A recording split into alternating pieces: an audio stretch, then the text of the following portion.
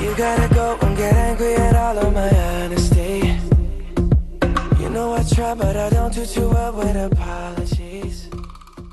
I hope I don't run out of time, cause someone call a referee. Y bien, continuamos en este espacio con un tema que titulamos la semana pasada, Encrucijadas de la economía, la respuesta escandalosa. Y yo lo titulé así porque me pareció en esa oportunidad, la semana pasada, que había una reacción desmedida. Hemos compartido en este espacio con nuestros invitados los sí, los no. Digo una respuesta desmedida, primero porque el Fondo Monetario Internacional es eso, no es la primera vez que recibimos del Fondo Monetario Internacional aportes, ayudas, pasó en el 2001, pasó en distintas circunstancias. Pero ¿por qué tal vez la reacción desmedida? Yo focalicé en esta cuestión de la corrupción, que sí me pertenece, un efecto inmediato en la sociedad argentina que es la falta de confianza en el otro.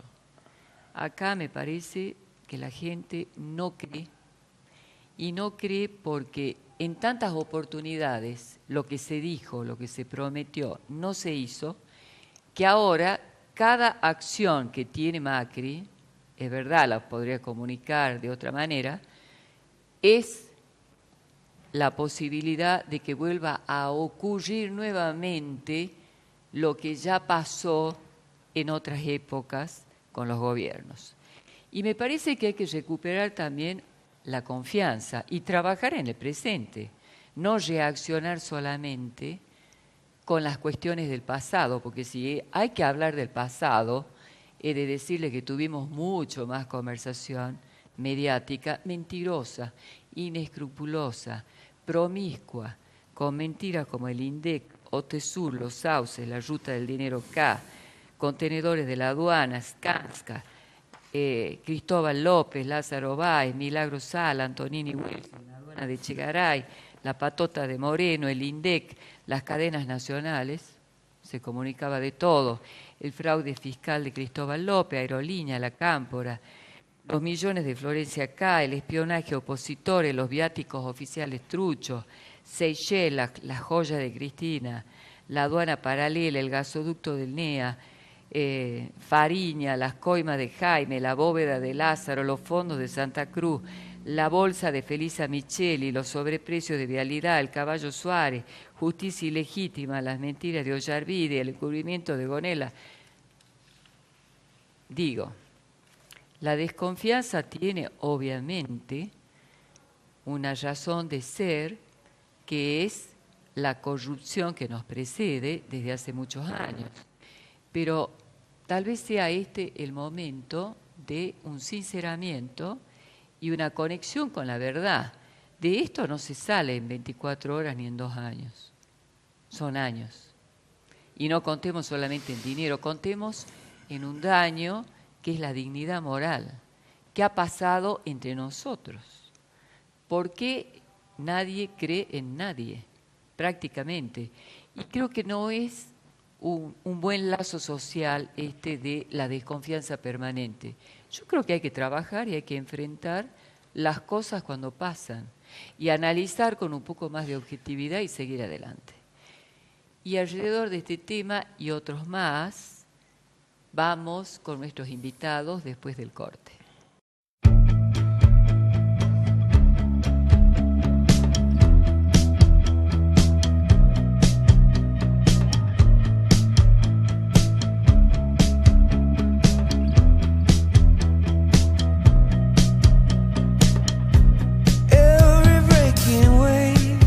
Y bien, acá el ingeniero Alejandro, que nos acompaña desde la Universidad Católica de Salta, que nunca se fue porque lo hicimos quedar, porque le gustó el programa. Sí, sí, está muy bueno el programa. Desde Extensión Universitaria, ingeniero, le quedan bastantes cosas para contarle a la audiencia sobre todo lo que están haciendo. Y el doctor Armando Caro, un ministro, ex ministro de Trabajo de esta República Argentina, que yo siempre reitero, no todos los ministros salen por la puerta que se debe salir como usted. Bueno, le agradezco mucho. ¿Se acuerda cuando recuerdo, renunció? sí. No tuvo que salir huyendo y Sí, tampoco sí. con un prontuario como los que Afortunadamente. tenemos dando vuelta Afortunadamente. en este momento. Me vine a buscar oro a Salta, o sea, buscaba un Exactamente, tapado y provocó de un eso cierto se escándalo en trataba. Buenos Aires. Pero así descaradamente cuando le pregunté a mi escúcheme, ¿y usted por qué renuncia? Porque me voy a buscar Sí. pepitas de oro a Salta. Sí, sí, lo intenté, hasta ahora sin éxito, pero lo intenté. Sí, sí, sí. Bueno, algún día vamos a ir a su casa a revisar, no sea cosa que tenga, que tenga una bolsa como la de Cristóbal. Sí, sí, no, eso que no. Pero bien, decíamos, me parece, por supuesto, nosotros podemos seguir analizando desde mi punto de vista. A mí realmente me preocupa no solamente la desconfianza, que hay una legítima desconfianza, una falta de credibilidad, sino cómo se gobierna un país en este clima social en donde la gente no quiere saber nada de nada y cuestiona todo. Que si dijo, porque dijo, si no dijo, porque no dijo. El Fondo Monetario no le va a dar plata a cualquiera, ¿eh? Sí, sí. Bueno, Creo que habría que abrir qué es el Fondo Monetario, hay que ver las condiciones. sí. Bueno, en primer lugar, luego de esa enumeración de la catástrofe de Argentina, a mí me da la impresión de que todo esto sucede, es decir, la mezcla de los hechos de delincuencia del pasado inmediato con la vida cotidiana, con el día a día, es fruto de la falta de independencia del Poder Judicial. O sea, aquí el problema que tenemos, desde hace un largo tiempo atrás, es que los jueces han perdido crédito frente a la opinión pública. Los jueces han dejado de ser independientes, muchos de ellos. Los jueces han encubierto actos de corrupción, han demorado pronunciamientos y, en consecuencia, el instrumento que tiene toda sociedad civilizada para saber si una persona es culpable o inocente ha perdido crédito. Entonces, eso hace que se mezcle en la vida cotidiana algo que debiera ser limitado a los estrados judiciales, ¿no es cierto? Ahora, viendo la situación actual y quizá un poco el futuro, es cierto que Argentina tiene grandes desequilibrios. Pero Armando, sí. perdón, te interrumpo en algo. Sí. Vos imaginate, si no hay una interdependencia de poderes y la institución judicial deja de ser creíble porque no marcha como corresponde, dejamos de estar en un Estado de Derecho. Exactamente, ese es el y problema. creo que ese es el tema central, o sea, hay un poder que es cómplice, el Poder Judicial, con otros. O sea, esto deja de ser una democracia, lo cual hace la cuestión altamente peligrosa. Sí, sí. El Poder Judicial ha ido perdiendo la independencia porque se ha ido sometiendo a los dictados del poder político o a los dictados de la oportunidad política, bien fallando a favor o en contra, o bien dilatando los procedimientos. Esto es muy malo y esto está influyendo hoy, no es culpa del presidente Macri en la situación actual, pero es algo que Argentina tiene que resolver. Tenemos en la nación y en la provincia reconstruir un Poder Judicial independiente que esté en condiciones de resolver los grandes problemas, digamos, delictivos y que esté en condiciones de garantizar los derechos fundamentales de todas las personas, no de un sector sí y de otro no. Entonces, pero este es un problema que tenemos ahí. Ahora, hoy Argentina tiene grandes desequilibrios, algunos dicen heredados en mayor o menor medida, desequilibrios que son económicos y que son sociales y que son territoriales, ¿no es cierto? Sobre todo cuando uno lo mira desde el norte. La crisis se vive en Buenos Aires o en La Pampa de una manera y se vive de otra manera en el norte argentino, ¿no? Entonces, el desafío es resolver estos desequilibrios. Nosotros no podemos seguir con este país donde el empleo está en una situación de mínima calidad y donde la producción está asfixiada por un Estado incompetente y excesivamente caro. Eso pasa en todo el país, pasa especialmente en el norte, donde cierran fuentes de trabajo, entre otras cosas por impericia del gobierno. El caso de San Isidro, por ejemplo, es un caso lamentable de cómo el Estado provincial no supo abordar el problema, lograr un pacto y lograr compromiso de parte de la nación, por ejemplo. Entonces, estos desequilibrios son lo que tenemos que resolver.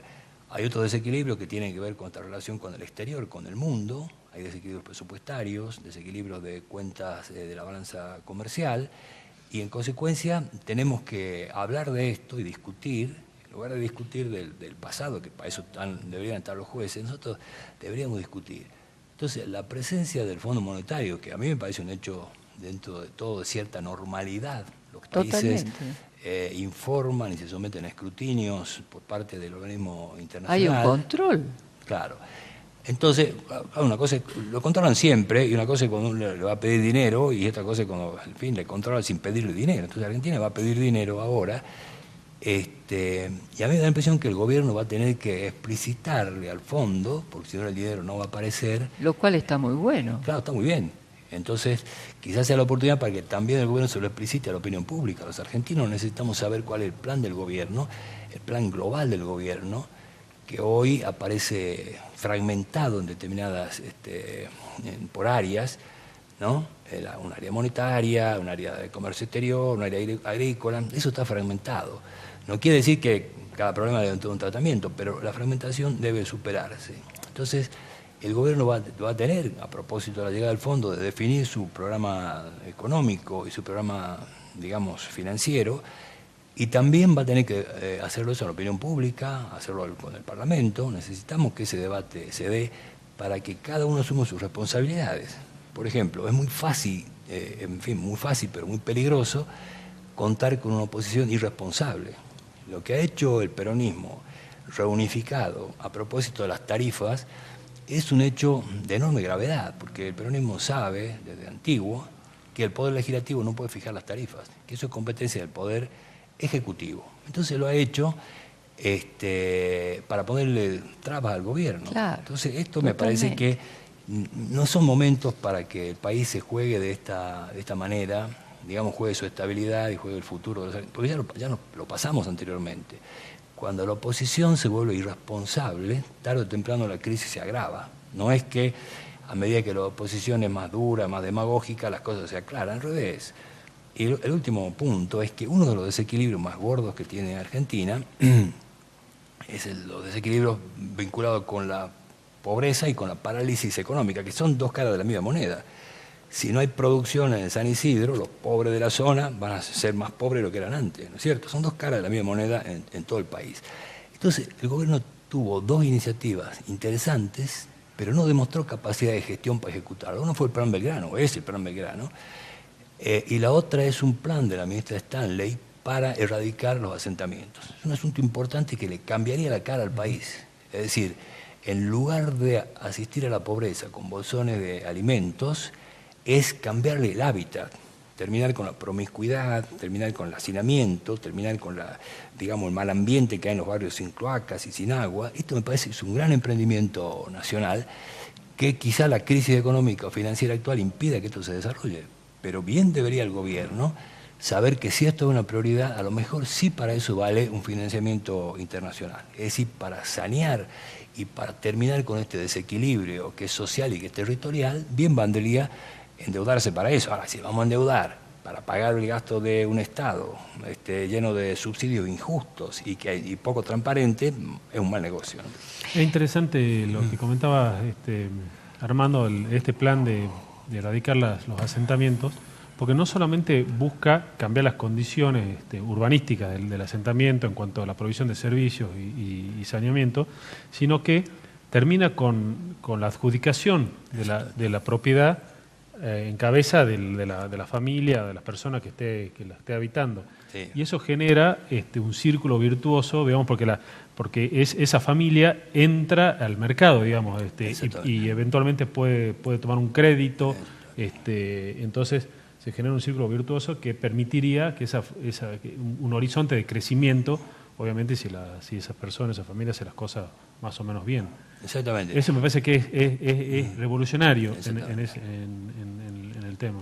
Sí, además del hecho que cuente con una ONG, que tengo la casualidad de conocer a muchos de los directivos, Techo para mi país, por ejemplo, que es muy, muy importante, hace que el plan tenga mayor contacto con la realidad. Porque el funcionario cuando está, vamos a decir, arriba en su despacho, tiende a perder contacto con la realidad. Entonces, en cambio, una ONG como Techo está al pie del cañón, está bien conociendo los problemas en cada territorio del país, ¿no? Digo, hay países como Estados Unidos en donde uno ve que las ONGs tienen una importancia grande y no queda el gobierno acá y el ciudadano no participante, como el caso argentino.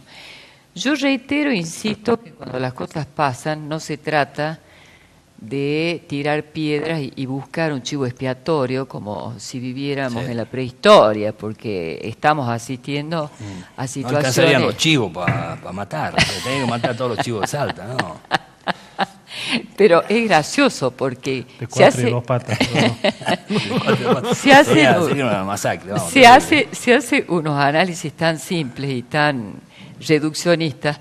En realidad el ciudadano argentino también tiene que hacer un mea culpa en el sentido de la permisividad y la no participación. Una ONG legítima es una de las maneras que él tiene de representar y de hacer cosas, pero básicamente hacer cosas.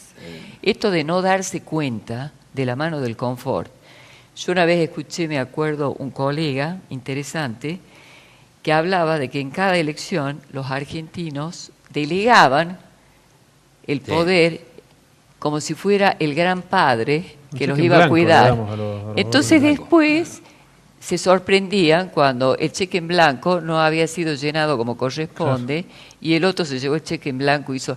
O sea, en este intervalo entre una elección y la otra hubo cero control, cero participación, cero reacción, cero trabajo. Es un trabajo, la democracia te da trabajo como ciudadano. Por lo menos hay que leer la Constitución. Bueno, nosotros, por ejemplo, un grupo de salteños, no todos abogados, en fin, gente, dirigentes, médicos, etcétera, hemos constituido un foro para observar el funcionamiento de los poderes, foro de observación de la calidad institucional, porque creemos que si dejamos que los poderes se controlen a sí mismos, que no se controlan, la democracia irá peor. En consecuencia, somos los ciudadanos los que tenemos que saber si la ventanilla de la administración funciona bien, si la justicia es lenta, si hay nepotismo o no hay nepotismo, si la legislatura legisla adecuadamente, o sea, tenemos que, si la auditoría funciona, entonces hemos constituido un foro con esta idea, o sea, dejemos de esperar que el representante electo haga lo que en teoría debiera hacer y asumamos nosotros ese derecho a controlar, a vigilar. Exacto.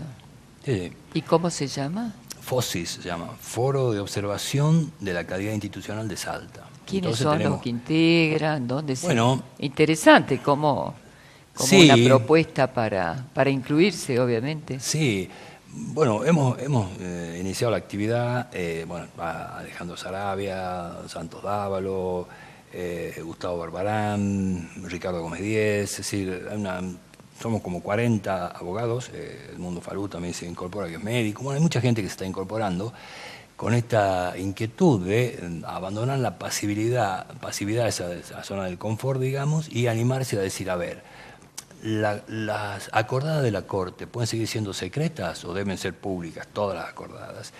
¿El Consejo de la Magistratura puede seguir eligiendo a los jueces como se hace hasta ahora o necesitamos profesionalizar el Consejo y profesionalizar la carrera judicial? Como lo está intentando la gobernadora de la provincia de Buenos Aires, diciendo que aquel que aspira a ser juez, además de ser abogado, obviamente, tiene que hacer 2 años de la escuela judicial para prepararse como juez, porque no es lo mismo ser abogado que ser juez. Entonces, en esta idea nosotros creemos que, como foro, que debemos abrir un debate y poner todo bajo cuestión. Y lo que está bien está mal, estará bien, y lo que está mal habrá que decir lo que está mal y proponer cómo se corrige. ¿Tienen algún tipo de difusión? Bueno, recién comenzamos, llevamos 2 meses más o menos. Yo les diría que los invito a todos, perfecto, que le den un poco, pero también sí. Les hago un pedido, no solamente abogados. No. Que se incluya en lo que es la salud mental, a donde yo pertenezco. Pondría, por ejemplo, a las prepagas, que por ejemplo no reconocen una prestación de servicio de podología como si el pie no formara parte del cuerpo. Oíme, hay cosas en la salud en general y en la salud mental también.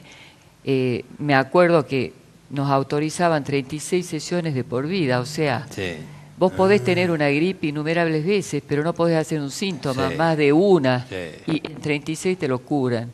Cosas que son aberrantes, pero si no hay un control y tiene que haber un conocimiento, y son muchas áreas. Sí. Entonces, mi sugerencia desde este espacio es a que se incluyan también salud, medicina, la parte técnica de los ingenieros, las universidades con sus aportes, porque es la conversación lo que va a salvar este país, y el control. Así es.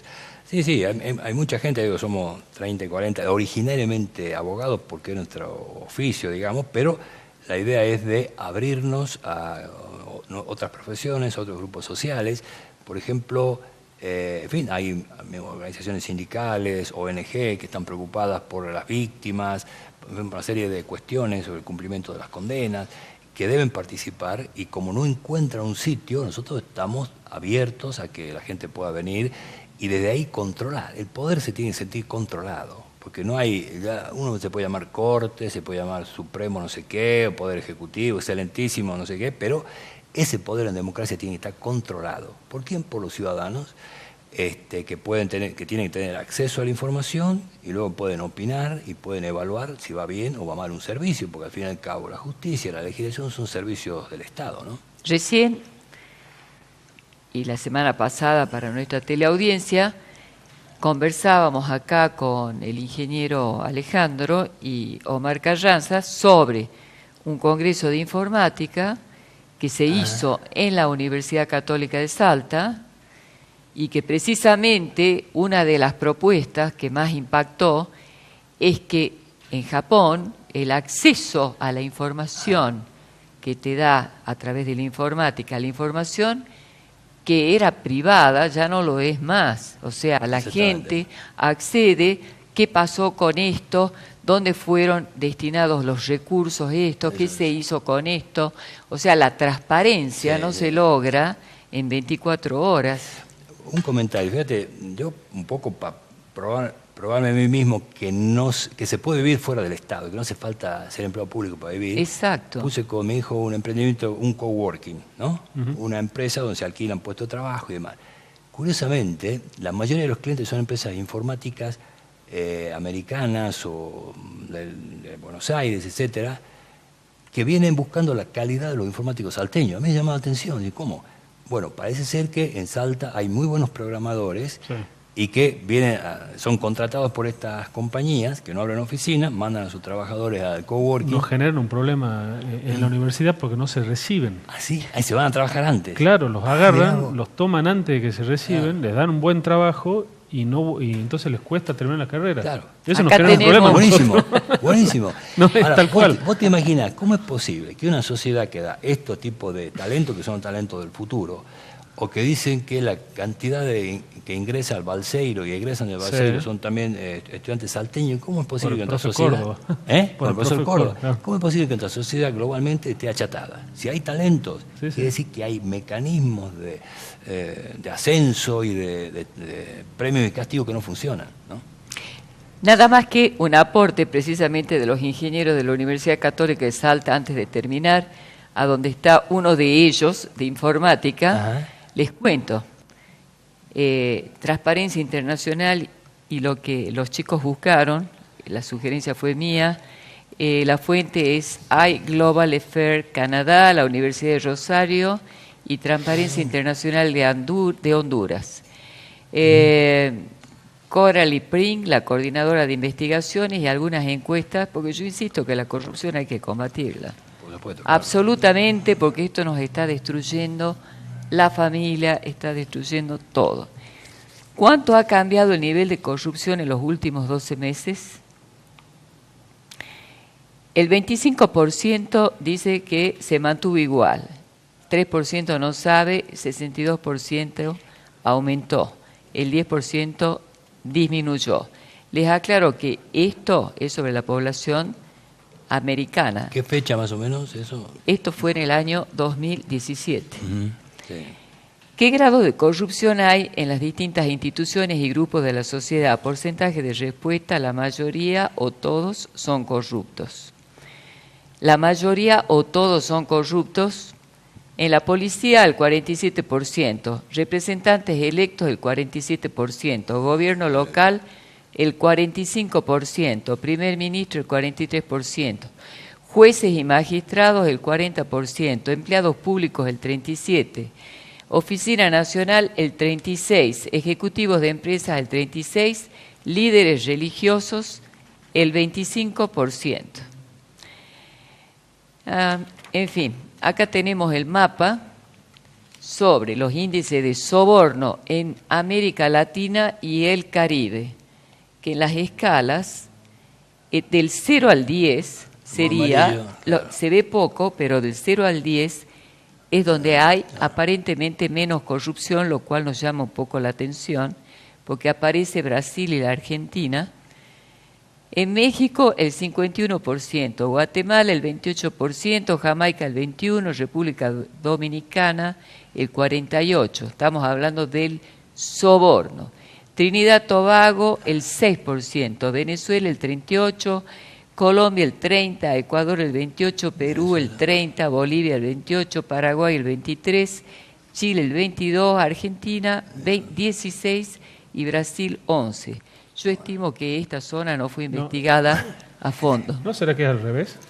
Yo no sé, pero acá te da el porcentaje. Claro. No, bueno, pero ¿qué es lo que Buena mide ese pregunta. porcentaje? Bueno, para mí es acá al revés, tenés ¿no? los porcentajes que han pagado soborno al acceder a los servicios básicos. Está bien. ¿Eh? Y esto de acá es cuáles son los usuarios de servicios que reconocen haber pagado soborno. Los usuarios que reconocen haber pagado soborno son hospital público el 20%, la escuela pública el 18%, por documento de identidad el 17%, por la policía el Debe ser la 16%, gente servicios que paga públicos somos un poco, 14%, que paga tribunales 12%. Esto es año 2017. Es un estudio de transparencia internacional hecho con ciertos criterios. A lo que voy es que hay que promocionar más, ya que estamos en extensiones universitarias, yo sugiero, promocionar más trabajos que midan la corrupción y que incentiven a los chicos, a los jóvenes, a luchar contra la corrupción. Porque ese es el corazón de un nuevo lazo social que no es solamente lo que va a salvar a Argentina. Para mí, si existe la confianza y si se limpia y si se vuelve a tener solidaridad y confianza en el otro, en el mundo, si uno reparte equitativamente la riqueza, la gente se salva. Es increíble. ¿Cuánto tiempo le queda de vida a la gente que ha robado? No les alcanza en su día de vida para gastar el dinero que se robaron. ¿Tiene sentido pero esto? Además genera un efecto digamos, psicológico en las personas que es, ¿para qué me voy a forzar si mi esfuerzo después no tiene un premio? Y el fulano de tal... que Pero roba, ¿a dónde van con la plata? Sí. Si con todo lo que robaron, ¿dónde van con eso? O sea, ¿qué hacemos con el planeta Tierra y el papel? Y son otros valores. Yo simplemente recordar que cuando yo entré a la justicia en el año de Salta, en el año 1964, la justicia era una de las instituciones más prestigiosas que había en Salta. Era impensable que alguien sospechara que era un juez corrupto o vago, ¿no? O inepto. Era gente, y en general la imagen pública se correspondía con la realidad. Yo fui secretario de juzgado, secretario de corte, y había magistrados muy cualificados, muy profesionales, ¿no? Y Hoy respetados. todo ha sido perdido, y respetados, sí, hoy todo ha ido perdiendo. Bueno, Desgraciadamente. hay que recuperarlo. Así es. Nos están sacando. Está bien. Muchas Está bien. gracias, Nada, gracias a vos, doctor, Estela. por acompañar. Y está invitado, porque tenemos mucho que hacer. Me quedé con muchas cosas para hablar. Cosas pendientes. Cosas pendientes. Bueno, gracias por venir y a ustedes por estar con nosotros. Gracias a vos, Estela. Hasta la semana You que know I viene. try, but I don't do too well with apologies. I hope I don't run out of time, cause someone call a referee.